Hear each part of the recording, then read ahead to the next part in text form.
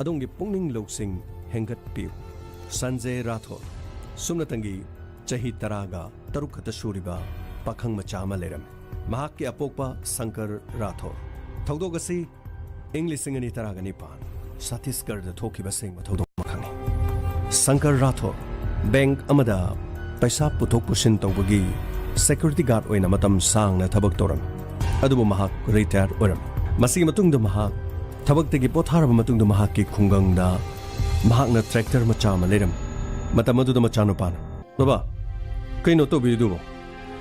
thau halini launi he kaidogdeba sina kaidogdeno sina paisa tandorimni sina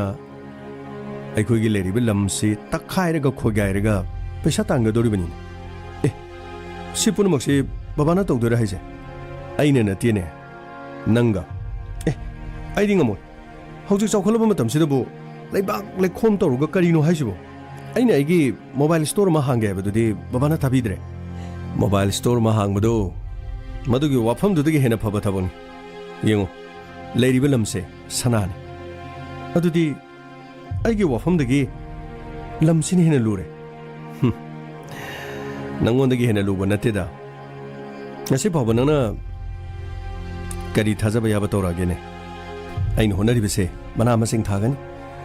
ꯃꯁꯤꯗꯒꯤ ꯃꯍꯩ ꯃꯔꯣꯡ ꯂꯣꯛꯂꯒꯅꯦ ꯒꯥꯔꯤ ꯑꯃ ꯂꯧꯅꯕ ꯇꯧꯁꯤ ꯒꯥꯔꯤꯗꯨꯗ ꯑꯃꯨꯛ ꯄꯣꯠ ꯆꯩꯁꯦ ꯍꯥꯞꯂꯒ ꯃꯐꯝ ꯑꯃꯗꯒꯤ ꯑꯃꯗ ꯃꯊꯪ ꯄꯣꯠ ꯆꯩꯁꯤ ꯌꯣꯜꯂꯒ ꯁꯦꯟ ꯇꯥꯅꯕ ꯍꯣꯠꯅꯒꯗꯧꯔꯤꯕꯅꯤ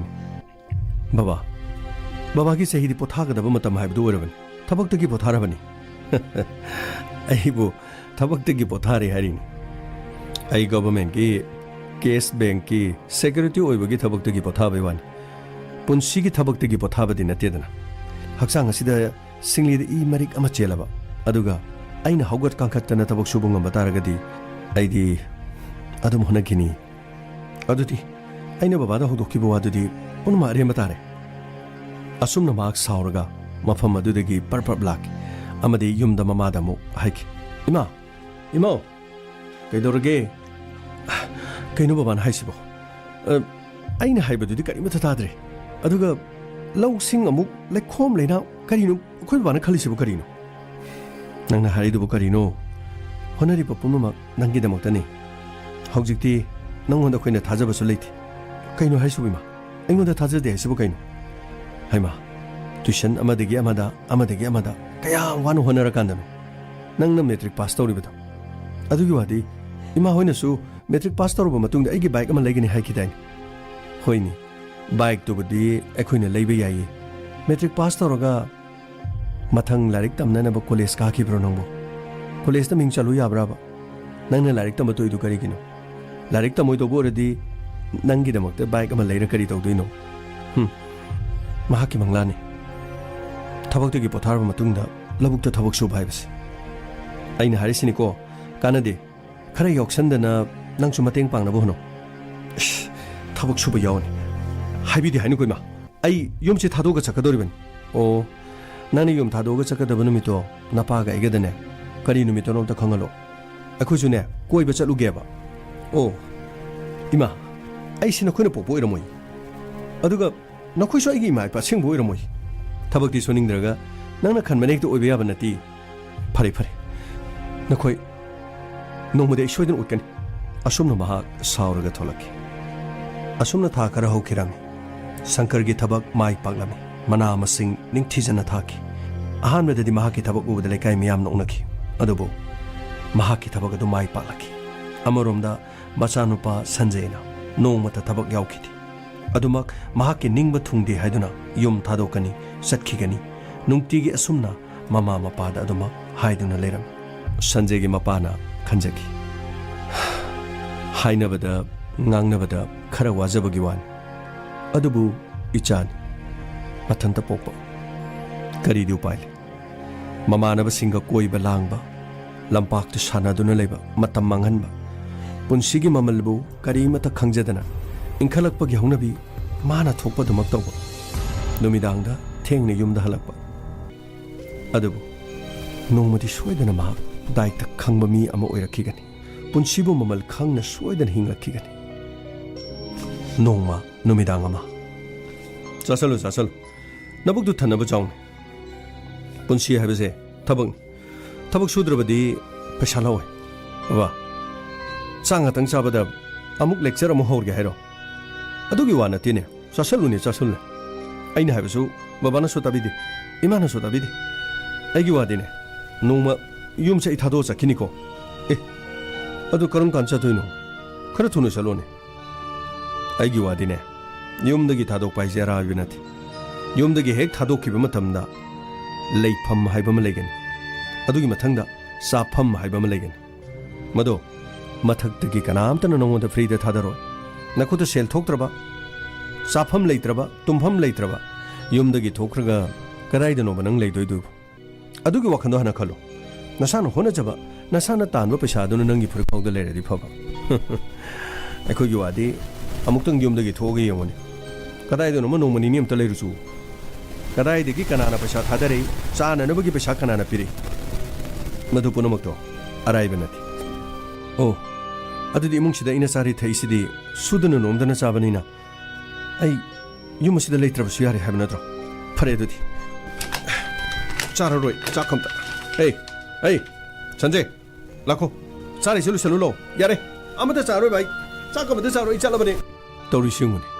वा मता हाइबे याबा नथि मागी फननबा हाइबदा सुमाने येंगनबदों खल ममा नसानो फासे मनिंग तंब खरे हेनमल कदाइदगिनोदा अइना ngangbadaga mata logo nate tawri singo mapa leiringe de mana uliba mong singo ba masigi matungda sanjay yumgi sumangi machi mada famduna yamna sauna sor mapi hon honduna famduna laiki masigi matungda numida mama mapa tungki sanjay su imung da changki nongalamdai pung ohum lom taba matamda mapa haugalaki amadi ai mama ai lawdam da chalugi ge ko लोकतांग संगदने पोट चै करी करी लेहौरी दुसु आई अमते येंगोदबे यादे pot चै अनौब थारिनिने तौरिदो खरा होनद्रदि यादबनिने आई चलुखिगे को मोय बाबा अमता गायखु संजयदु माकी कादा लेति करी मादि कराइ सखरिबा मसाय खोइना ngangbदुदा वारौ क्रमाले माकी कादा लेहौदि लेरंगनि नरंग चथोखिबदुदगी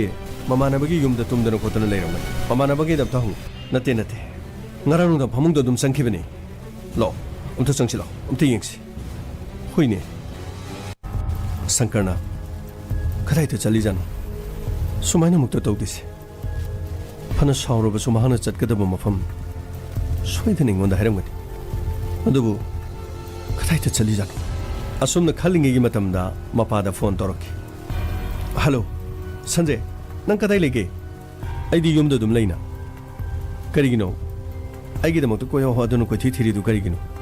संजय नंगिदमक्तो वादरदि कनागे वादोरिनो लो नंग कदाइदे लैनो लो बाबा आइना बाबानो वाना होनजबा बाबागी मना मसिंग थाबा इंखो आइना नोंमते याउथि बाबाना लो खोइदुना इंजिन खोइदुना बाबाना थाजरिबा मना मसिंग मेया आइना नोंमते बाबागी मतेंग पांगिथि अदुबु ngasidi na chana babagi mana masingi ingkhol sida nasana lan tarabani sanjay karino nangna lan tare haidu karino ai bui papa khaleda amta chalagi yongki ke kari torba jana mana masing du bomu loina kantatna manghali bezala asumna mapana pakhatki mapagi ingkhol aduda landare haibaduda atopo wakhalama khanjaki adubu लोकतांग संग अदुगी मनुंगदा मपाना हांगदोक्तुनि येंगबा मतमदा मनुंगदा संजय फमदुना मना मसिंग same सादुना थमा संजय कइनो नंगना तोरिसिदे बाबा सिने इंखोलदगी मना मसिंग पुनम बाबाना योनगदबदो आइना लोइना same सारबन खोंद्रुम तोरबोट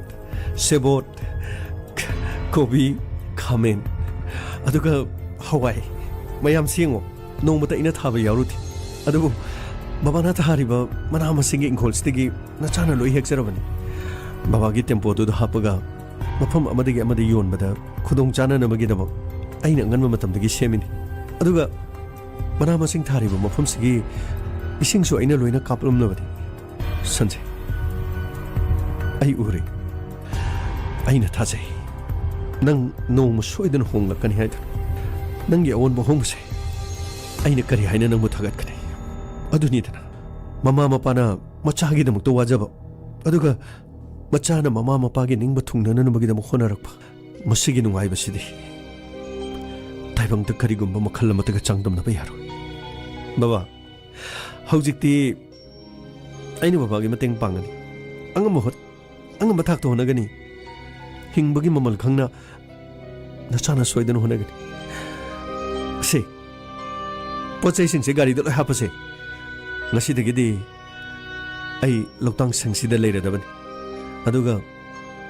ingkhol sida horiba mana masing pochai me masigidama angamba thakta ei mafaki mateng panglagadabani asumna sankarna machanopa gyan tarakpa aduda amukka hena haraujaki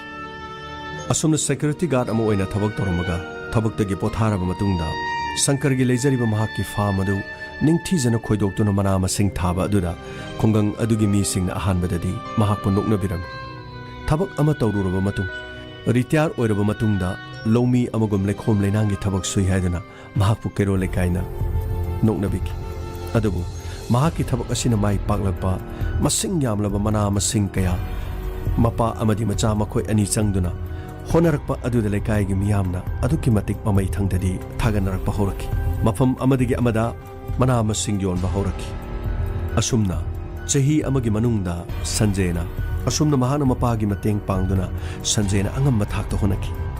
mahaki honglakliba mawong matawaduda mama mapana nongmata singtharudraba macha naitom pokpa adugidama yamna nungaijaram yamna haraujjaram masigi matungda machanopa sanjena bike ama leibide haiduna warokhibadu mahakna thabak phagalakpa amadi mana masingdagi phanglakliba paisa aduna mahakki bike hanba ama leiki sanjay su yamna harauki asumna nongmagi makhoigi ingkhol aduda mana masing kaya leptana puthorokpa asina ingkhol adudasu ising thadok thajin tawba asina maram oiraga sanjay ayama matamna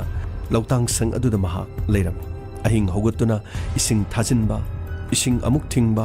mana masing anganma matamdugi hektuna mapana mana masing mapam amadagi amada thabada yamna thuna puba yana nanabagidama anganma matamdagi hogatuna thawai yawna honajaram Mars ki tang taru English singani taragani pan numit asida thawdok amana thokkadabagi ngai duna lerami imung amana luhong nananabagi damak sem saduna lerami luhong naba sem sarebe imung asina wari asida kari oigadoriba luhonggadoribi kaina adugi manaw nupi mahima machegi luhongba adugi damak kochen chenduna honarami machegi maming urmila chauhan asumna Mars ki tang taruki ayu anganmada mapa sankarna lautang sang aduda laki mahakna lakpa matamna mana masing thariba mafam aduda ising kapkadabadu ising kaplamde mapa sankarna angakpa phauki amadi lautang sang adugi thong adu mapana hangdoki adu lautang sang adugi thong hangdok loba matungda imung aduda oiram liba mong adu ubada mapa leimai da phamthaki maramdi imung aduda leiriba lautang sang aduda leiba Sanjay Rathor mahakki mathawakta nongmaina kaptuna leimai da taraga leiramki sumna tangi chahi anida awonba ohongba laklamba Sanjay bu lautang sang aduda kanana nongmaina kaptuna haliba Sanjay hoglo karino toromisibo nangna ipagi bungo karino nangna toromisibo isagi tabaka nongmaina aduga paklak nasida nongmai maru panpam animaga kanana igi chabu haliba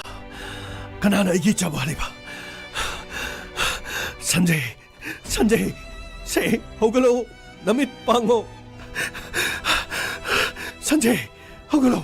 say masigi matungda mafam maduda miyam omsinki paw asi lekai de mathang yaukiram masigi matungda police laki mayam tanto mayam kidap okay sablay mayam kitanto songkana sab ai khunggang sigi miyoini aina ni paw pijarabudu matau karam na tholi thodoksibo sir sida phamlibasina mahaki apokpa mapa Sankar leimaida ngahak leita wan thari basina ma ki apokpi mamani thodokse akhoi khunggangi praja punamak yamna nungai thi mapa masana mafam masida mahi marong thaduna mai palakpada laikai asigi mina hanbada noknaram adubu mamai thangdadi makhoi honabasigi matau asina laikai asida sumioi kya marom suba nomagi hinabi kya lakpa hokrab sahi ani hum sida mapa masana angak pamong da mana masing puthoraki adubu machanu pase lautang sangsida mahak mathanta leibani mamaga mapagana yumda leibani adubu mapasu ngahaktani mayumda chaliba mafam asidagi helakpa mahi marong singdo yonba loiraba matungda mapa macha mafam asida adumak lei adubu numidangi matamda mapana chatkibani mafam asidana machanu pa sanjay mathanta leibani mahoksagum mana masing yonananmagidama mapana gari thauduna mafam sida changpa matamda imung asida machanu pa se siraga leiramani sa masini gokle sab manungi pochai singse lo yengselo aduga forensic ki kangu kauraga check tawna batawsi pani sir pauloina pijak makhoi lambi de leire sir sab nongmai se phanglang sida paliba nongmai se pistol gumba dina tresa double barrel gumba 12 bore gi madu male gokle adubu khwaidinga isi phaklang sida tariba maru ani si amna lamne aduga maru ani sigi phalang sida paliba nongmai maru ani sigi mayaidan angang asina nongmai palis adunadi nongmai se ahumla kapa ani mana palhodaba aduga mana mahaki masada direct panba sab masada paliba gi mong asida su yengwa matamda yamna close range ta kapa mal mang ta kapa sina tungda faudokre aduga maru sisu double bearing gi maru tariba tungning ani di phang gokle nongmai na maru hum kape tungning na ani khafang double bearing oibanina amukta da maru ani dagi hanba ya dabanina ani do kapa loraga tungning loktoga akon bagi ama kapa duna nongmai dugi manung de yormase right chume adubu hanubi matungina postmortem tawda bayate postmortem gi damakta masase puna bonase aduga forensic team do karatuna laga amukta lusilo hayo sab makhoi yok chale sab asumna mafam adu da tholiba misi mihat adu gi damak police na ningthi jana yengsila lekai gi miyoi sing ni inkhol gi wang mada thawai nungai tana thokliba thodok adu gi damak miyam punamag yengnaram thijin humjin baloreba matungda asi baksang adu postmortem gi damak pokhirame masi matungda si baksang adu postmortem toriba doctor ga police ko nakiram doctor asi baksang si pung kya gi mamang da siboram bayabaki hakchang si mafam sida porokpadagina pung tarani thoi gi mamang do igani oh haibadi ahingi matam nomai maru si 12 bore gi maruni double barrel gi soidana maru igani doctor numida mayumdagi chakchara matungda mak mafam sida hek tumi aduga mapana ayu angamna dalaga mana masing hek logo lakpan inspector nomai si adu ki matigam na kape masina thabak ta paliba maru asina haksangi tungi sarukta phauduki aduga naglibadi siri basini hinglinge gi matamda masa kanjanaba karigumba amata hona kibagi dakam leiti adubu doctor mahanu hona kidrabasu phaklang adudra nakan nomai maru ani pale nakan nomai maru ani kaplaba aduda mahakna tumina leptuna leba natraga mahak kanjana bagi damak masana karigumba khara hona kidabase masini khoi ning aglibase fare doctor adudi akhoi mukcha charuki masigi matungda sankarda police na wahang ki sankar rathor tholiba thodo sigi damak tadi akhoi se tamotion nungai thi adubu adomna karimata ngangdana tumina lesson bhaibase masidi apabanati thodok sigi matangda akhoi da marik chumba khara de habiu madu tar matungda case asigi langla langjino khuna puthoka doribani adom gi nupisu wangang thi adom su wangang thi adurabadi thodok sigi matangda chumba khoina karamna puthoka doribani amukta habiu matamse asum hojangkre adomna tumina leibe heliba makai case si puthoka ngamlai dor khoina haribase adomna tabidri ayu angan badu da adomna chalu badu da oiramliba mo matawdo adongi chindagi taba pame adubo Sankar kari mata khongidi masigi matungda lekai gi miyoising police na thongdo dugi matang da kari khangmagi haidana wahang hangki inspector akhoi ayu ongan da thabak si khangapani adubu makhoi leri ba loktang sang aduga khonggang gi miyam puno mang leri ba yumasiga khajik tang lapna bana aduga tholi ba thongdo to hingi matam da thokpo hi bana nomai kapna chingmasi khara lap ki bana khonggang sigi leri ba mi ayama tanawdi akhoi na tum thakki bagi oiramasi adubu akhoi katana tana lekai sigi mina nomai kapagi makhol chi taki hai ba se mata leiti asumna police na lekai dugi miyo sing mathang mathang hangki ahing adu da nomai maru ani ahum kapa matam da lekai dugi mina kari gi da mukta tadri bano hain hangki masigi matung da sanjay gi mamana ba rajak amadi sandip police na lekai adu da chang da wahang pahang badu da makhoi uram matam adu da sandip na haiki raja lekai sida police na aina ko chang duna hang masi puno makse nan thoki ba thok dun oi ba jala sandip aigi wadi police da chalaga sing haido sira sase asing do hairase masigi matungda police na Sankar da wahangki Sankar ji adom na hoji phawa tumina kleibase masi amra phate akhona sule kai da hangba yaba hangi kari gum klu mato hoji babu leit adona tumina leisalabadi adongi chagi mahaki chumasi karam kanda puto pongam akhoi da mutang haibi adonga nungai na daba adongi punchi di yekna ba mi kana lebiki yekna ba Higi punchi di yang apa? Oh, yes, leh, Rajib kau bawa malay. Mati matu kormana. Mahak yamna pata bami mani. Mahak so aigumna mana masingyon bami ni. Adubu, kang hugdan mahak aigi punchi di tengsin nakri. Sankar ji, adom da temsing na rei, aduga. Mana fate haribasi akhoi wari du khara biyo respect aina manama singyon ba khungang amadagi amada aigi inkol dagi chano paga tharak liba pochai mayam se masina ma phom kya da miyoi kya na pamba horaki adubu aina pot joliba amrit lal gi mahaki hotel amada khanghodana aini yoliba pochai singadu lawro roi hairaki madugi maram karigino haiki madugi maram hangma matamda Rajib hariba miyo asina porokliba mahaki pochai sing aduna aina thariba pochai sing adudagi mamal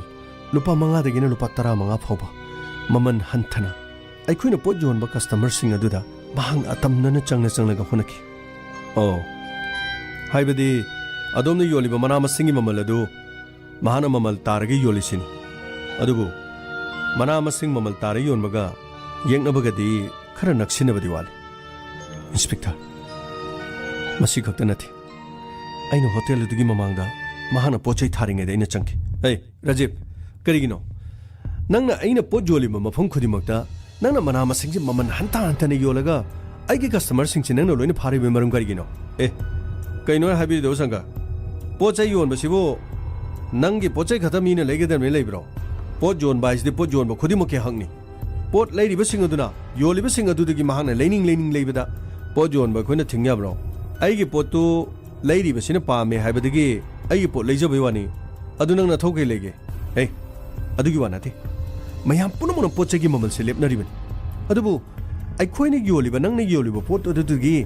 aigi customer ta changaga nangna mamal lupa manga dagina lupa tranga maman handa yolabadi nangni hena sitpata bani adubu nangna sitkibado ina kalakpagi wana the nangna mahut phangdana pot adu mangni yolibagi maram se nangna ingonda singna banatro as yare da adu wafamdo pochai yon ba matam dabu yoning ba mafam de yola lore lening ba mina adu mak leiraga lore geno adu ga wafamdo toksida hey aina ne challenge sama tawri law challenge sama ai ge challenge sida nangna yarabadi ne ai nangna yoli ba pot mafam sida ai sungan yolo amrit amta thopiro ai nga sai ngai ta ge tabni no eni se pochai yon ba ge khanara male ne ai wa ma ge na khoi ni ge pochai do no ni yon ba yon da be wato pot lady ba aina lining ba mafam de gi legani na khoi madu da sidai da khana ba chaina ba se tawgono amrit ahamad nangni ngon de pochai lorom bani adubu rajab to gi pochai loi lokre masigi maram se kari no ina kthi matam da pochai sing asi mamal si lupa manga de gi lupa tranga mana han thalerem adubu pochai han thabado madu gi wana thi aina pamne bidi ai gi ngasi gi pochai se nangonda loina thamamaki magi sisu nangonda loina thamamaki pochai ani asigi tongan tongan ma mathel singa do sijeneraga customer singda mukta pijeraga yengbiu aduga mafam asida thamliba mana masing singa se numit kayani thambada patta pomdabagi hebado amuktang khangbiu aigi oinadi aigi mana masing se lupa mata logjarur fare fare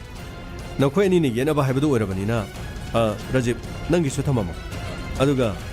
kanane hena phai hebado yeng tare na asumna mana masing sing adu numit nini humni leiraba matung da rajib ki mana masing ayamba pasan pomsilaki loinena yoliba pochai gi masak phajaba taru tananba amadi mahau leiba shankar gi ne hen khiram masigi matung dagi shankar gi pochai singdu adumak amrit lana lauki masi khakta natana tongan tongan ma mafong kayada rajib na asumna sanduk lamba adu shankar gi pochai sing adu hanagumna muk lauba horaki rajib na honariba shankar bu mai thiba pi nenan bagi honabadu aremba taki adubu nongma lambida mahaki tempo adu da shankar na pochai yor na bagi da mok manama sing purga lakpa matamda lambi lamhang amada rajib na mahaki 407 truck amana ngai duna laiki amadi shankar na lambi adu da lakpa matamda rajib na gari adu tungdagi khajiktan khela matam adu da shankar gi tempo adu lambi gi matai da longki shankar khar sokiram manama sing ayamba loinamak haidoki adubu tanja aduda rajib hariba miyo sine mahak gari khamduna laiki gari adugi manungdagi shankar thorok pra haiduni yengduna laiki masigi matungdagi shankar gari adugi manungda thorok karinone gari si maningdagi thengjalaga khutchiju esangre laibak sisu ithuene aigi manama sing mayam loina hidoktu manglaba gari do chilere hey ngaiko rajib nang ngaiko rajib nang ngaiko nang abtu ngaiko karino kaino ai ngaiko di kaino nangna aigi gari ski maning da thengjal pona to aina thengjangena thengjamana thegeno sidi lambi de sapade accident thokpabu adu ba ina togena tobro nangi se manama sing yonmada aina ngamgare mai pakre haduna aigi punchibu live attempt tawnabugi nang honabane era adugi wana teda kitang gari do thengkibe wani lambi ga phattabane adumai ga digonda hajal kanuda kari adumai na hajal kanune ya togudra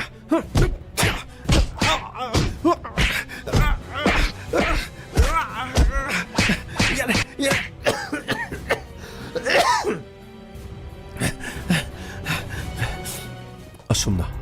aigi punsida aigi thawai phoba longna nanabagi dama rajib hariba miyosina singnaraki adudi mahaki address mahaki phone number piro aduga mahak pu chapkhalaga hangba tare adonge wafamsina karigumba asengba chumbo orabadi manama singyon basidagi khana chaina khibaduga madugi laman khomboina na chanupana lautang sangda leringe matamda rajib hariba sina nongwaina kaptuna hatpa madu su soidun oirambe fare aikoya thuba matamda rajib yumdagi phagani asumna police na sem saki amaromda sanjay gi mamana barajak amadi sandip changlaki karino nokoi kari haige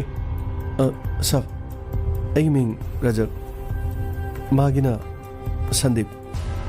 kari lege pam se chong pam sab aikoi sanjay ga luna tina ba mamana kari leba sanjay gi message gi matang da nokoi kari khange sab ngasidagi matam kharagi mamangda thongdok amkhak thokiba kari thongdok akhoi gi mafam asida leiba hotel amkhak lei hotel aduda sanjay ga koi home hotel la chathe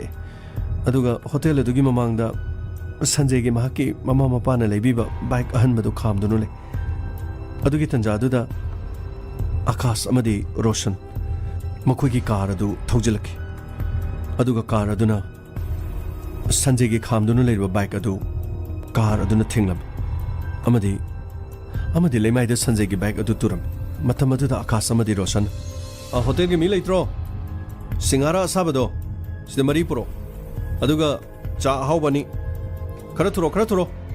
너희기 숨 떠올리비도 얌 kui래도 ku이 짜로 거 착해니고 그래서는 보러 파모 시대 파모 얌 파보이 와니네 너희네 car 타오리나 아이게 감드는 레버 바이크시 너희 티 인투 바이 와니네 바이크세 너 ku이니 얌 촌 띵칼로로 그나노 시나 호텔 기미로 어이 그이는 능 하이도 너 ku이니 호지 아이게 바이크 너 ku이게 car 네 인투부도 너 ku이게 car 기 마망시다 따레세 바이크세 징칸룰라고 해봐 바이크세 징칸룰라 그래도 왜 징칸들가 가리 머품 사는 가면 야들어 가리 통니디 강이 가먹이 머품디 강디네 딱하이 답니 ನಂಗೆ도 왜 너? ನಂಗೆ도 왜 해노가? ನಂ게 시 미야 못시도 보기 와니네. 에이, 와도 떠는 거. 거기가 나노 강로. 에이, 거기가 나노 강벌가. 너희 어이는 뭐 좋네. 너희 어이는 뭐 좋어? 얌투는 바이크 공걸로 로. 에이, ನಂ게 시 못시도 보기 와니네. 아, 이게 뭐 이게 다르네. 페이페, 너 거기 아니 뭐? 야! 강바.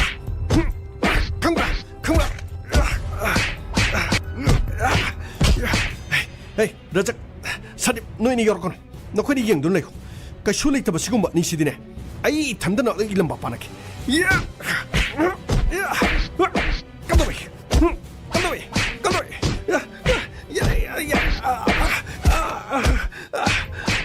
깜짝이 깨노 너희도 있어 깨노 아이게 호텔만 망치나 거기 가나비리 시계기 놓봐 세 호글 세 선제 야래 나는 가르 포르디 야래세 호글로세 세 호글 그 슐레이 타버 능기 바이크 마차 시기다막 이틀리 나오 이바니부 미야 망치데 능나 굿타바 에이 이봉고 거기 야래 굿타바디 너 거기나 한마니 아 거기 줄로이는 오호위 너 거기 주네 미기 가리 시대 땡절 uncle आईगी गाड़ी से मकोई Nino होगो तब सुंगे यार चलो नकोई गाड़ी से होगो हेक गाड़ी से होगो तब दा हुजिक चाबा चाहिदो अदु खंग चलो बाइक से होगो असुमना आकाश अमदी रोशनना बाइक अदु होगलब अमदी मकोई के कार द मचिमनाव अनि तोंखिरम चलमदाय दा सुमना हायरम ए ngасidi nangna ꯑꯩꯈꯣꯏꯕꯨ ꯏꯀꯥꯏꯕ ꯄꯤꯔꯦꯗꯅ ꯑꯗꯨꯒ ꯃꯁꯤꯃꯗꯤ ꯈꯪꯉꯨ ꯉꯁꯤ ꯅꯪꯅ ꯇꯧꯔꯤꯕ ꯊꯣꯡꯁꯦ ꯃꯁꯦ ꯅꯪꯉꯣꯟꯗ ꯌꯥꯝꯅ ꯃꯥꯡꯖꯕ ꯂꯥꯛꯀꯅꯤ ꯅꯪꯒꯤ ꯅꯊꯛꯇ ꯑꯩꯈꯣꯏꯅ ꯀꯔꯤ ꯇꯧꯔꯦ ꯌꯦꯡꯉꯨ ꯅꯈꯣꯏꯅ ꯀꯔꯤ ꯇꯧꯗꯣꯏꯕ ꯅꯈꯣꯏꯅ ꯀꯔꯤ ꯇꯧꯗꯣꯏꯅꯣ ꯅꯈꯣꯏꯅ ꯇꯧꯅꯤꯡꯕ ꯇꯧ ꯑꯩꯅ ꯊꯦꯡꯅꯒꯅꯤ ꯑꯁꯨꯝꯅ ꯅꯨꯃꯤꯠ ꯑꯗꯨꯗ ꯁꯟꯖꯦꯒ ꯍꯥꯏꯔꯤꯕ ꯃꯤꯑꯣꯏ ꯑꯅꯤꯗꯨꯒ ꯃꯨꯛꯅꯕ ꯈꯟꯅꯕ ꯂꯩꯈꯤ ꯑꯩꯈꯣꯏꯅ ꯁꯨꯝꯅ ꯈꯜꯂꯨꯕꯗ ꯊꯧꯗꯣꯛ ꯑꯁꯤ ꯍꯥꯏꯔꯤꯕꯁꯤꯗꯒꯤ ꯂꯃꯟ ꯈꯨꯝꯕ ꯑꯣꯏꯔꯝꯒꯗꯕ ꯃꯥꯜꯂꯤ ꯑꯣ ꯌꯥꯝꯅ ꯐꯔꯦ ꯅꯈꯣꯏ ꯑꯅꯤꯅ ꯑꯩꯈꯣꯏꯗ ꯋꯥꯐꯝ ꯑꯁꯤ ꯇꯝꯕ ꯑꯗꯨꯕꯨ ꯃꯈꯣꯏꯒꯤ ꯃꯄꯥꯒꯤ ꯃꯃꯤꯡ ꯈꯪꯕ꯭ꯔꯣ ꯁꯕ ꯅꯤꯔꯟꯖꯟ ꯈꯇ꯭ꯔꯤ ꯑꯣ ꯅꯤꯔꯟꯖꯟ ꯈꯇ꯭ꯔꯤ ꯑꯗꯨꯗꯤ ꯃꯐꯝ ꯑꯁꯤꯒꯤ ꯄꯩꯁꯥ ꯌꯥꯝꯅ ꯄꯥꯏꯕ ꯏꯃꯨꯡ ꯑꯃꯒꯤ ꯃꯆꯥꯅꯤꯅꯦ ꯒꯣꯈꯂꯦ ꯌꯦꯁ ꯁꯔ ꯁꯟꯖꯦꯒꯤ ꯃꯤꯁꯤ ꯑꯁꯤꯒꯤꯗꯃꯛ ꯀ꯭ꯂꯨ ꯑꯅꯤꯈꯛ ꯂꯩꯔꯤ ꯍꯣꯏ ꯁꯔ ꯑꯗꯨꯕꯨ ꯔꯖꯤꯕ ꯍꯥꯏꯔꯤꯕ ꯃꯄꯥꯒ ꯅꯨꯡꯉꯥꯏꯅꯗꯕ ꯃꯤ ꯑꯁꯤꯅ ꯇꯧꯒꯗꯧꯔꯤꯕ꯭ꯔꯥ ꯑꯗꯨꯕꯨ ꯔꯖꯤꯕ ꯍꯥꯏꯔꯤꯕ ꯃꯤꯁꯤꯁꯨ ꯁꯪꯀꯔ ꯐꯥꯎꯕ ꯂꯥꯏꯐ ꯑꯦꯇꯦꯝ ꯇꯧꯗꯨꯅ ꯒꯥꯔꯤꯅ ꯊꯣꯝꯈꯤꯕꯅꯤ ꯃꯍꯥꯛꯅ ꯑꯣꯏꯔꯣꯏ ꯍꯥꯏꯅꯤꯡꯉꯥꯏꯁꯨ ꯂꯩꯇꯦ ꯑꯗꯨꯒ ꯇꯤꯝ ꯑꯃ ꯊꯥꯀꯣ ꯔꯖꯤꯕꯄꯨ ꯃꯌꯨꯝꯗꯒꯤ ꯐꯥꯔꯒ ꯄꯨꯔꯛꯑꯣ ꯑꯗꯨꯒ ꯑꯩꯈꯣꯏꯅ ꯑꯉꯥꯡ ꯑꯅꯤꯗꯨꯒꯤ ꯌꯨꯝ ꯅꯤꯔꯟꯖꯟꯒꯤꯗ ꯆꯠꯁꯤ ꯑꯁꯣꯝꯅ ꯄꯨꯂꯤꯁꯀꯤ ꯇꯤꯝ ꯈꯥꯏꯗꯣꯛꯇꯨꯅ ꯆꯠꯈꯤ ꯑꯃꯔꯣꯝꯗ ꯅꯤꯔꯟꯖꯟ ꯈꯇ꯭ꯔꯤꯒꯤ ꯌꯨꯝꯗ ꯄꯨꯂꯤꯁ ꯂꯥꯛꯈꯤ ꯑꯁꯣꯝꯅ ꯄꯨꯂꯤꯁ ꯂꯥꯛꯄꯗ ꯅꯤꯔꯟꯖꯟ ꯈꯇ꯭ꯔꯤ ꯃꯍꯥꯛ ꯌꯨꯝ ꯑꯗꯨꯒꯤ ꯃꯄꯥꯟꯗꯒꯤ ꯊꯣꯔꯛꯈꯤ ꯄꯨꯂꯤꯁꯀꯤ ꯏꯆꯤꯟꯅꯥꯎꯁꯤꯡ ꯂꯥꯛꯄꯤꯁꯤ ꯀꯔꯤ ꯍꯥꯏꯒꯦ ꯑꯗꯣꯝꯒꯤ ꯗꯕꯜ ꯕꯦꯔꯦꯟ ꯂꯩꯕꯗꯣ ꯑꯃꯨꯛꯇ ꯄꯨꯊꯣꯛꯄꯤꯔꯣ ꯀꯔꯤꯒꯤ ꯑꯩꯒꯤ ꯗꯕꯜ ꯕꯦꯔꯦꯟꯗꯤ ꯂꯥꯏꯁꯦꯟꯁꯒꯅꯤ ꯑꯩꯒꯤ ꯗꯕꯜ ꯕꯦꯔꯦꯟꯅ ꯀꯔꯤ ꯇꯧꯔꯒꯦ ꯑꯗꯣꯝꯒꯤ ꯏꯆꯥꯅꯨꯄꯥ आकाश खत्री अदुगा रोशन खत्री मखोनीसु कौथोपिरो करिगिदमक्तनो परप्रप लाकपगे एगी नोंमै मो हंगे अदुगा एगी चानुपानी हंगिसे कगिनो अखोइना लाइसे मी हाटपगी केस अमगिदमक नचानुपा अनिसि चेनबगिन वाहंग पाहुं खरा तौगे अदुगा अदोंगी दबन बेरेल दो अदुसु पुथरो अदुगा मरुसु पुथोपिरकदम ꯈꯨꯡꯒꯪ ꯑꯁꯤꯗ ꯁꯟꯖꯦ ꯔꯥꯊꯣꯔ ꯀꯧꯕ ꯅꯍꯥ ꯑꯃ ꯅꯣꯡꯃꯩꯅ ꯈꯥꯞꯇꯨꯅ ꯍꯜꯂꯝꯃꯤ ꯀꯦꯁꯇꯨ ꯇꯥꯔꯕ ꯅꯠꯇ꯭ꯔꯣ ꯏꯟꯁꯄꯦꯛꯇꯔ ꯀꯦꯁ ꯑꯗꯨ ꯇꯥꯔꯦ ꯑꯗꯨꯕꯨ ꯑꯩꯈꯣꯏꯒꯤ ꯏꯆꯥꯅꯨꯄꯥ ꯑꯅꯤꯁꯤꯒ ꯀꯔꯤꯝꯇ ꯃꯔꯤ ꯂꯩꯅꯗꯦ ꯑꯗꯨꯒ ꯑꯩꯒꯤ ꯗꯕꯜ ꯕꯦꯔꯦꯜ ꯑꯗꯨꯒꯁꯨ ꯀꯔꯤꯝꯇ ꯃꯔꯤ ꯂꯩꯅꯗꯦ ꯌꯥꯔꯦ ꯅꯈꯣꯏ ꯂꯦꯡꯕꯤꯔꯣ ꯃꯤꯁꯇꯔ ꯅꯤꯔꯟꯖꯟ ꯄꯨꯂꯤꯁ ꯑꯩꯈꯣꯏꯅ ꯂꯥꯛꯂꯤꯕꯁꯦ ꯊꯋꯣꯏ ꯎꯁꯤꯠꯇꯕ ꯇꯧꯒꯅꯨ ꯃꯗꯨꯒꯤꯁꯨ ꯇꯣꯉꯥꯟ ꯇꯣꯉꯥꯟꯕ ꯑꯦꯛ ꯂꯩ ꯀꯥꯟꯅꯔꯣ ꯑꯆꯨꯝ ꯑꯔꯥꯟꯗ ꯑꯩꯈꯣꯏꯅ ꯊꯤꯒꯗꯕꯅꯤ ꯑꯩꯈꯣꯏꯗ ꯊꯥꯗꯣꯛꯄꯤꯌꯨ ꯁꯤꯗꯩꯗꯅꯦ ꯑꯋꯣꯠ ꯑꯄꯥ ꯁꯥꯒꯅꯨ ꯀꯔꯤꯝꯇ ꯀꯥꯟꯅꯔꯣ ꯌꯥꯝꯅ ꯊꯨꯅ ꯅꯆꯥꯅꯨꯄꯥꯅꯤ ꯀꯧꯊꯣꯔꯛꯎ ꯑꯗꯨꯒ ꯗꯕꯜ ꯕꯦꯔꯦꯜꯗꯨꯒ ꯀꯥꯎꯅꯨ ꯃꯁꯤꯒꯤ ꯃꯇꯨꯡꯗ ꯅꯤꯔꯟꯖꯟꯒꯤ ꯃꯆꯥꯅꯨꯄꯥ ꯑꯥꯀꯥꯁ ꯑꯃꯗꯤ ꯔꯣꯁꯟ ꯄꯨꯗꯨꯅ ꯂꯥꯛꯈꯤ ꯅꯤꯔꯟꯖꯟꯗ ꯄꯨꯂꯤꯁꯅ ꯍꯥꯏꯈꯤ ꯅꯆꯥꯅꯨꯄꯥ ꯑꯅꯤꯁꯤꯗꯤ ꯑꯩꯈꯣꯏꯅ ꯄꯨꯔꯦ ꯑꯗꯨꯒ ꯅꯣꯡꯃꯩꯗꯣ ꯑꯗꯣꯝꯅ ꯄꯨꯂꯤꯁ ꯁ꯭ꯇꯦꯁꯟꯗ ꯄꯨꯔꯒ ꯂꯥꯛꯀꯗꯕꯅꯤ ꯃꯔꯨꯁꯨ ꯌꯥꯎꯕꯤꯔꯛꯀꯗꯕꯅꯤ ꯑꯁꯨꯝꯅ ꯍꯥꯏꯔꯒ ꯂꯥꯛꯈꯤ ꯃꯁꯤꯒꯤ ꯃꯇꯨꯡꯗ ꯑꯥꯀꯥꯁ ꯈꯥꯇ꯭ꯔꯤ ꯑꯃꯗꯤ ꯔꯣꯁꯟ ꯈꯥꯇ꯭ꯔꯤ ꯄꯨꯂꯤꯁꯀꯤ ꯀꯁꯇꯗꯤꯗ ꯊꯝꯈꯤ ꯑꯃꯗꯤ ꯄꯨꯂꯤꯁꯀꯤ ꯇꯤꯝ ꯑꯗꯨꯅ ꯈꯟꯅ ꯆꯩꯅꯈꯤ ꯍꯥꯏꯕ ꯃꯐꯝ ꯑꯗꯨꯗ ꯆꯠꯂꯝꯃꯤ ꯍꯣꯇꯦꯜ ꯑꯗꯨꯒꯤ ꯃꯄꯨꯒ ꯄꯨꯂꯤꯁꯀ ꯋꯥꯔꯤ ꯁꯥꯟꯅꯈꯤ ꯉꯁꯤꯗꯒꯤ ꯃꯇꯝ ꯈꯔꯒꯤ ꯃꯃꯥꯡꯗ ꯁꯟꯖꯦ ꯔꯥꯊꯣꯔꯒ ꯅꯤꯔꯟꯖꯟꯒꯤ ꯃꯆꯥꯅꯨꯄꯥ ꯑꯅꯤꯒ ꯈꯟꯅꯩ ꯍꯥꯏꯕꯗꯨ ꯅꯍꯥꯛ ꯎꯍꯧꯕ ꯅꯠꯇ꯭ꯔꯣ ꯁꯔ ꯑꯩꯒꯤ ꯃꯥꯡꯃꯛꯇꯗꯅꯤ ꯂꯥꯟꯕꯗꯤ ꯑꯥꯀꯥꯁꯀ ꯔꯣꯁꯟꯒꯅ ꯂꯥꯟꯕꯅꯤ ꯁꯟꯖꯦ ꯍꯥꯏꯔꯤꯕ ꯑꯉꯥꯡꯗꯨꯗꯤ ꯌꯥꯝꯅ ꯐꯕ ꯑꯉꯥꯡꯅꯤ ꯃꯄꯥꯒꯤ ꯃꯇꯦꯡ ꯄꯥꯡꯗꯅ ꯑꯗꯨꯒ ꯃꯍꯩ ꯃꯔꯣꯡ ꯊꯥꯕ ꯃꯅꯥ ꯃꯁꯤꯡ ꯊꯥꯕꯗ ꯊꯋꯥꯏ ꯌꯥꯝ ꯌꯥꯎꯕ ꯑꯉꯥꯡꯅꯤ ꯃꯍꯥꯛꯀꯤ ꯕꯥꯏꯛꯇꯨ ꯈꯥꯝꯃꯒ ꯂꯩꯕꯅꯤ ꯑꯗꯨꯒ ꯃꯈꯣꯏ ꯀꯥꯔꯗꯨꯅ ꯂꯥꯛꯑꯒ ꯊꯤꯡꯖꯤꯟꯕꯅꯤ ꯑꯣ ꯑꯗꯨꯗꯤ ꯁꯟꯖꯦꯒꯤ ꯃꯤꯁꯤ ꯑꯁꯤꯗ ꯑꯉꯥꯡ ꯑꯅꯤꯁꯤꯅ ꯁꯣꯏꯗꯅ ꯑꯣꯏꯔꯝꯒꯗꯕ ꯃꯥꯟꯕꯤꯕ꯭ꯔꯥ ꯃꯗꯨꯃꯛꯇꯤ ꯍꯥꯏꯕꯗꯤ ꯉꯝꯗꯦ ꯑꯗꯨꯕꯨ ꯃꯈꯣꯏꯅ ꯆꯠꯂꯝꯗꯥꯏꯗ ꯑꯩꯈꯣꯏꯅ ꯀꯔꯤ ꯇꯧꯔꯛꯄ ꯉꯝꯕꯒꯦ ꯌꯦꯡꯉꯨ ꯑꯁꯨꯝꯅ ꯍꯥꯏꯔꯝꯃꯤ ꯃꯗꯨ ꯈꯛꯇꯁꯨ ꯅꯠꯇꯅ ꯍꯧꯖꯤꯛꯀꯤ ꯑꯉꯥꯡ ꯑꯅꯤꯗꯣ ꯂꯝꯍꯥꯡꯗ ꯂꯥꯛꯂꯒ ꯑꯃꯅ ꯅꯨꯡ ꯂꯪꯈꯠꯂꯒ ꯑꯃ ꯃꯌꯥꯝ ꯑꯗꯨꯅ ꯗꯕꯜ ꯕꯦꯔꯦꯜ ꯑꯃ ꯄꯨꯊꯣꯛꯑꯒ ꯀꯥꯞꯄ ꯌꯥꯝꯅ ꯁꯥꯟꯅꯕꯅꯤ ꯂꯩꯀꯥꯏꯁꯤꯒꯤ ꯃꯤꯁꯤꯡꯅ ꯌꯥꯝꯅ ꯍꯪꯒꯣꯏꯅꯕꯅꯤ ꯃꯁꯤ ꯈꯛꯇ ꯅꯠꯇꯦ ꯏꯟꯁꯄꯦꯛꯇꯔ ꯊꯧꯗꯣꯛꯇꯨ ꯊꯣꯛꯈ꯭ꯔꯕ ꯃꯇꯨꯡꯗ ꯃꯈꯣꯏꯒꯤ ꯃꯄꯥ ꯅꯤꯔꯟꯖꯟ ꯂꯥꯛꯑꯦ ꯑꯗꯨꯒ ꯑꯩꯒꯤ ꯍꯣꯇꯦꯜ ꯃꯅꯨꯡꯗ ꯆꯪꯉꯛꯈꯤ ꯑꯩꯕꯨ ꯃꯍꯥꯛꯀꯤ ꯒꯥꯔꯤ ꯗ꯭ꯔꯥꯏꯚꯔ ꯑꯗꯨꯅ ꯀꯧꯔꯒ ꯑꯩꯈꯣꯏꯒꯤ ꯁꯥꯞꯅ ꯋꯥꯔꯤ ꯑꯃꯇ ꯍꯪꯒꯦ ꯂꯥꯛꯑꯣ ꯍꯥꯏꯔꯒ ꯆꯥ ꯒꯤꯂꯥꯁ ꯑꯃꯒ ꯂꯣꯏꯅꯅ ꯃꯄꯥꯟꯗ ꯒꯥꯔꯤ ꯃꯅꯨꯡꯗꯨꯗ ꯐꯝꯗꯨꯅ ꯂꯩ ꯑꯗꯨꯒ ꯑꯩꯉꯣꯟꯗ ꯑꯁꯨꯝꯅ ꯍꯥꯏꯔꯛꯏ ꯅꯪꯒꯤ ꯃꯐꯝꯁꯤꯗ ꯑꯩꯒꯤ ꯑꯉꯥꯡ ꯑꯅꯤꯗꯨ ꯊꯤꯅ ꯐꯨꯔꯒ ꯊꯥꯔꯛꯑꯦ ꯅꯈꯣꯏ ꯎꯍꯧꯕ ꯅꯠꯇ꯭ꯔꯣ ꯁꯥꯞ ꯎꯕꯨꯗꯤ ꯎꯍꯧꯋꯦ ꯑꯗꯨ ꯁꯥꯞꯀꯤ ꯑꯉꯥꯡ ꯑꯅꯤꯗꯣ ꯈꯤꯇꯪ ꯂꯝ ꯍꯦꯜꯂꯦ ꯃꯤꯒꯤ ꯈꯥꯝꯖꯔꯒ ꯂꯩꯕ ꯒꯥꯔꯤꯗꯣ ꯃꯣꯏꯅ ꯊꯣꯝꯖꯤꯜꯂꯤꯕꯅꯤ ꯅꯨꯃꯤꯠꯇꯨꯒꯤ ꯊꯧꯗꯣꯛꯇꯨꯗꯤ ꯃꯈꯣꯏ ꯑꯅꯤꯅꯗꯤ ꯂꯥꯜꯂꯦ ꯑꯗꯨꯒ ꯈꯨꯠꯁꯨ ꯃꯈꯣꯏꯅ ꯍꯥꯟꯅ ꯊꯥꯕꯅꯤ ꯁꯟꯖꯦꯅ ꯍꯥꯟꯅ ꯈꯨꯠ ꯊꯥꯕ ꯅꯠꯇꯦ ꯑꯣ ꯑꯗꯨꯒꯤꯗꯃꯛ ꯃꯌꯥꯝ ꯆꯪꯉꯒ ꯐꯨꯔꯒ ꯑꯩꯒꯤ ꯏꯆꯥꯗꯣ ꯊꯥꯔꯛꯑꯦ ꯅꯈꯣꯏꯗꯤ ꯀꯔꯤꯝꯇ ꯈꯥꯝꯗꯕ ꯅꯠꯇꯦ ꯈꯥꯝꯃꯤꯗꯣ ꯑꯩꯅ ꯈꯥꯝꯃꯝꯗ꯭ꯔꯗꯤ ꯑꯉꯥꯡ ꯑꯅꯤꯗꯣ ꯐꯅꯌꯥꯝ ꯁꯣꯡꯒꯅꯤ ꯑꯩꯅ ꯈꯥꯝꯕꯗꯒꯤ ꯈꯟꯅꯕꯗꯤ ꯑꯗꯨꯝ ꯇꯣꯛꯈ꯭ꯔꯕꯅꯤ ꯑꯣ ꯐꯔꯦ ꯁꯟꯖꯦ ꯍꯥꯏꯔꯤꯕ ꯑꯉꯥꯡꯗꯣ ꯁꯤꯗ ꯆꯥ ꯊꯛꯄ ꯂꯥꯛꯑꯗꯤ ꯃꯉꯣꯟꯗ ꯍꯥꯏꯌꯨ ꯅꯨꯡꯉꯥꯏꯅ ꯂꯩꯌꯨ ꯀꯦꯁ ꯑꯁꯦ ꯃꯈꯥ ꯇꯥꯟꯅꯔꯒꯨꯝꯁꯤ ꯑꯩꯈꯣꯏꯅꯁꯨ ꯀꯥꯎꯊꯣꯛꯑꯦ ꯑꯗꯨꯒ ꯃꯥꯅꯁꯨ ꯑꯩꯈꯣꯏꯕꯨ ꯀꯥꯎꯔꯣ ꯍꯥꯏꯗꯅ ꯈꯔ ꯇꯝꯕꯤꯌꯨ ꯑꯁꯨꯝꯅ ꯍꯥꯏꯔꯝꯃꯒ ꯆꯠꯈꯤ ꯏꯟꯁꯄꯦꯛꯇꯔ ꯑꯣ ꯐꯔꯦ ꯑꯩꯈꯣꯏ ꯆꯠꯂꯨꯈꯤꯒꯦ ꯑꯃꯔꯣꯝꯗ ꯄꯨꯂꯤꯁꯅ ꯑꯥꯀꯥꯁ ꯑꯃꯗꯤ ꯔꯣꯁꯟ ꯋꯥꯍꯪ ꯀꯥꯎꯈꯤ ꯁꯟꯖꯦꯒ ꯈꯟꯅꯔꯕ ꯃꯇꯨꯡꯗꯒꯤ ꯂꯃꯟ ꯁꯤꯡꯅꯅꯕꯒꯤꯗꯃꯛ ꯅꯨꯃꯤꯗꯥꯡꯗ ꯂꯣꯛꯇꯥꯡ ꯁꯪꯗ ꯆꯠꯂꯒ ꯅꯣꯡꯃꯩꯅ ꯀꯥꯞꯄ꯭ꯔꯣ ꯁꯥꯞ ꯀꯗꯥꯏꯗꯒꯤꯅꯣꯗ ꯑꯩꯈꯣꯏ ꯗꯕꯜ ꯕꯦꯔꯦꯟꯕꯨꯗꯤ ꯄꯥꯏ ꯑꯗꯣ ꯑꯩꯈꯣꯏ ꯃꯤ ꯍꯥꯠꯄꯒꯤ ꯑꯥꯏꯗꯤꯌꯥꯗꯤ ꯑꯩꯈꯣꯏꯗ ꯂꯩꯇꯦ ꯑꯩꯈꯣꯏꯒꯤꯕꯨ ꯏꯅꯥꯎꯅꯨꯄꯥꯅ ꯅꯨꯡ ꯂꯪꯈꯠꯄ ꯑꯩꯅ ꯅꯨꯡꯗꯨ ꯀꯛꯄ ꯃꯁꯤ ꯈꯛꯇꯅꯤ ꯅꯈꯣꯏ ꯑꯅꯤꯒ ꯁꯟꯖꯦꯒ ꯈꯟꯅꯩ ꯍꯥꯏꯁꯤꯗꯤ ꯁꯥꯞ ꯑꯗꯨꯗꯤ ꯀꯨꯏꯔꯕ ꯋꯥꯅꯤ ꯊꯥ 2-3ꯒꯤ ꯋꯥꯔꯤꯅꯤꯗ ꯑꯩꯈꯣꯏꯗꯤ ꯀꯥꯎꯁꯨ ꯀꯥꯎꯈ꯭ꯔꯦ ꯑꯗꯨꯒꯤꯗꯃꯛꯇꯕꯨ ꯃꯉꯣꯟꯗ ꯃꯥꯒꯤ ꯄꯨꯟꯁꯤ ꯃꯥꯡꯅꯕ ꯑꯩꯈꯣꯏꯅ ꯍꯣꯠꯅꯒꯗꯕ ꯅꯠꯇꯦꯗ ꯑꯗꯨ ꯅꯪꯅ ꯆꯠꯂꯝꯗꯥꯏꯗ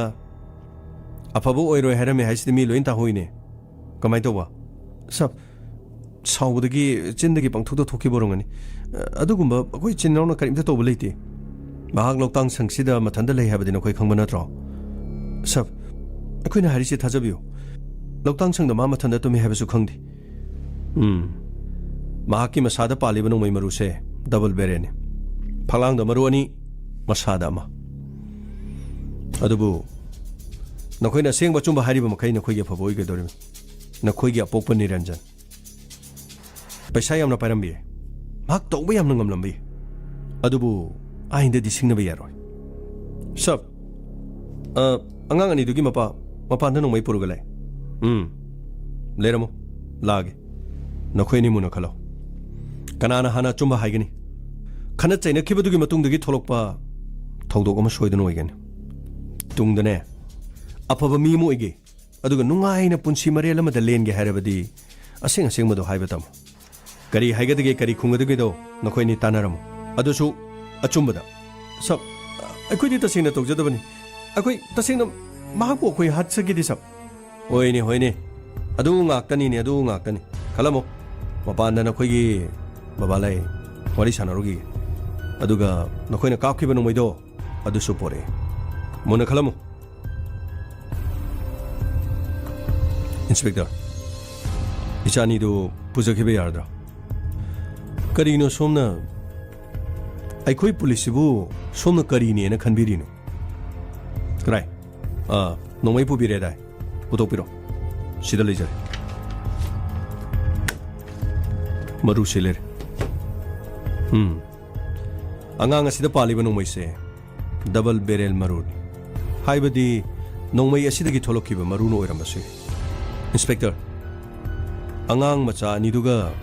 नुंगाइनदबा थौदो अमा थोखिदने आइगी चानीदा मराल सिजनबा होनबिगन थौदोक थोखिबा नुमितो आइगी चानी युमदा लेथि खोंगंग असिदा लेथि थाजबिदबा दौ अदुगी वादी करिंग वारुन अखोइ पुलिस ने लई अमसुंग लेते कदाइदे चली अखोइनो लोइना खंगनी अदोंगी चानीना करिगुमा लालमद्रबदी करिमतो वाबिरुन मतु नाम थेलो अदुम चतपिबि यारनी इंस्पेक्टर अखोइना हारिबसि थाजबिहु नमदुना अरानबा ताहनबा होनबिरकन छे पुलिस स्टेशन लागा मानोइनो मुक्सलमिनी असिगी मचा मसुसिना क्या मफबोइनेगे अमरोमदा रजीब पुलिस न महाक फारक्तुना कस्टडी दा थमलम महाक की मनाक्ता मुक पुलिस संगखि रजीब नना करी तौबा शंकर दना गाड़ी अटैक तौये से चुमरो सब मदुदी मना मसिंग योनरी मतमदा माई गाड़ी द खेतखिबदगी माई गाड़ी दो लोंजखिबनी माई गाड़ी लोंब नतेने महाक की पुंसीदा लाइफ अटेम्प्ट तौबने हाबसी चुमरो सब मदुगुम मत लेथि ऐ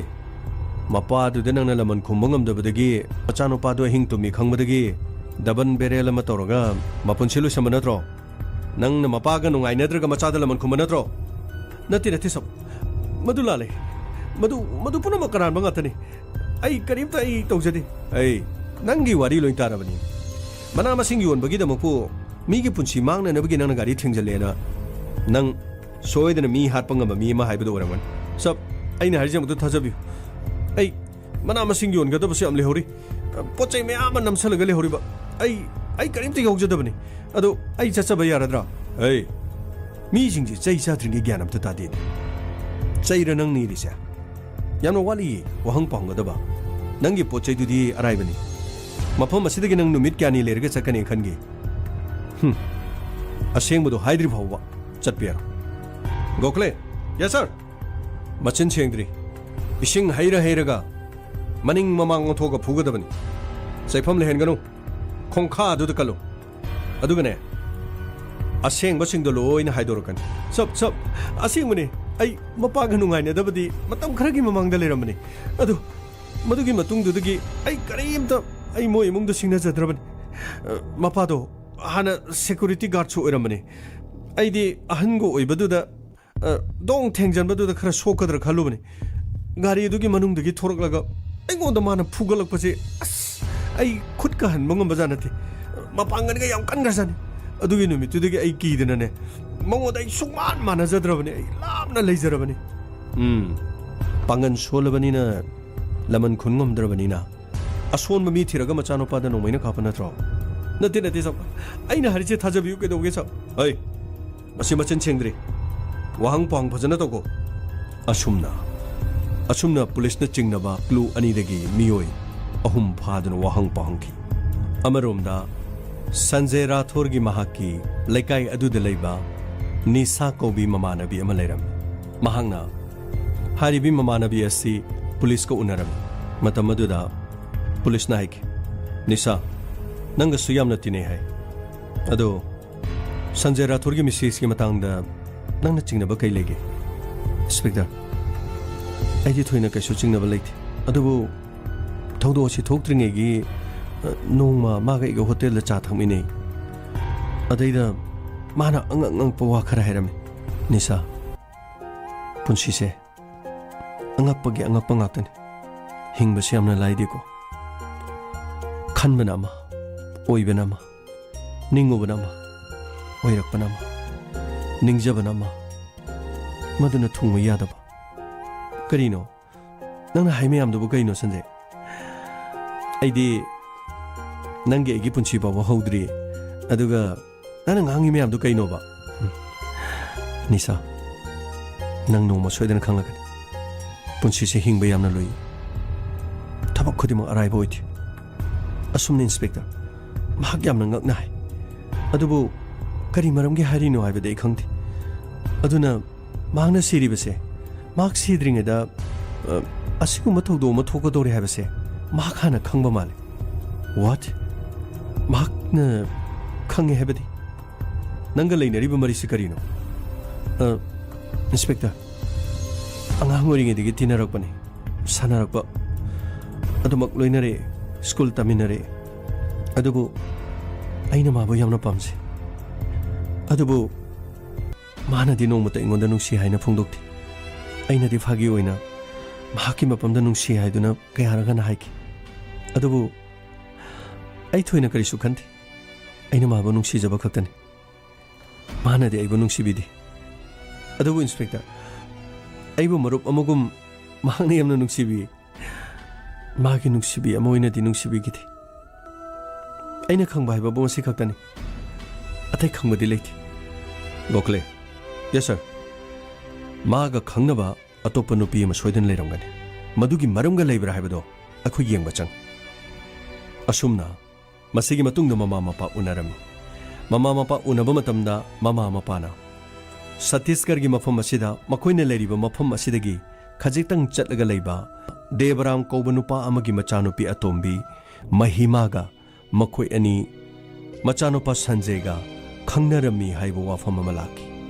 ngasigi case asigi marakta panjakibadu Mahima hariba asigi mache Sanjayna sikhiba numit adugi mathangi numit ta luhongkhibani Sanjayga khangnariba Mahima hariba nupi asigi mache luhongba siga Sanjaygi misiga natraga Akas Khatri amadi Roshan Khatriga natraga Rajib haiba manama singyon basiga kari kari mari leinaribagi case asigi ani shuba tangkakta miyambo amuk khorana ngaijaramki matam adu fawbagi sanalai pakiramdam kangai pakna yaifari tabiriba singbu James Agrujam amukana khurumjari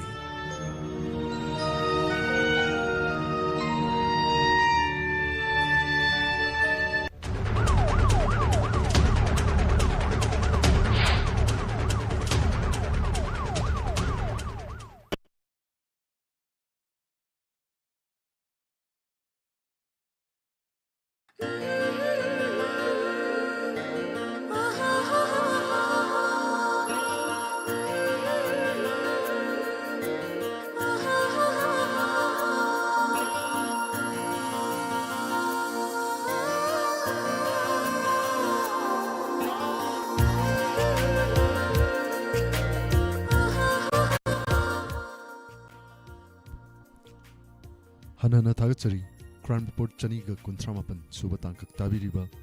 Amadi, Mijang Tabiriba, Pumnamapu, Surjit Kumanchana, Ikai Kumnavuchari. Hozik Toramgi Makachatas, Jarakpada Lantok Chagani, Makal Mathilgi Isaising asi YouTube, Amadi, Facebook Tagidi, Nartang Latok Chari. Matangi, Pesta, Pungamatarpama, Pungamaga, Makai Tarpamatamda. Inspector Tay Anova episode